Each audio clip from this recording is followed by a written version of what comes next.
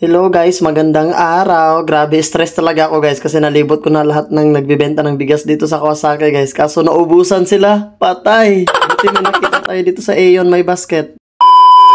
Nabili sa Aeon guys. Kaso 4 kilos lang yung nakita ko. Last na to. Wala na iba. Ito. Dito lang ako nakabili ng bigas guys sa may basket. Ito sa Kawasaki.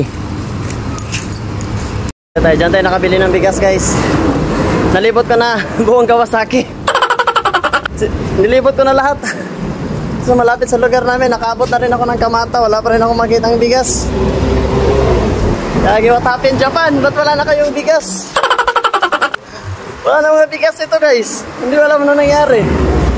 May bigas pa naman ako naiwan doon. Kaso baka hindi naabot ng katapusan. Pagtingin ko kahapon, wala na mga bigas binibenta. Hindi na ako nagpanik. Kaya kanina, naghanap ako ng mga bigas. Kaso lahat ng tindahan dito guys, nagbibenta ng bigas. Wala nang bigas. Wala na silang binibenta. Patay tayo nito. So guys, kung nandito kayo sa Japan ngayon guys, kung malapit kayo dito sa Kawasaki o saan ba, kung may bigas pa sa inyo, bumili na kayo. Nagkakaubusan na sila ng bigas. Bahala na kayo dyan sa buhay. Mabuhay kayo hanggat gusto nyo. Bye!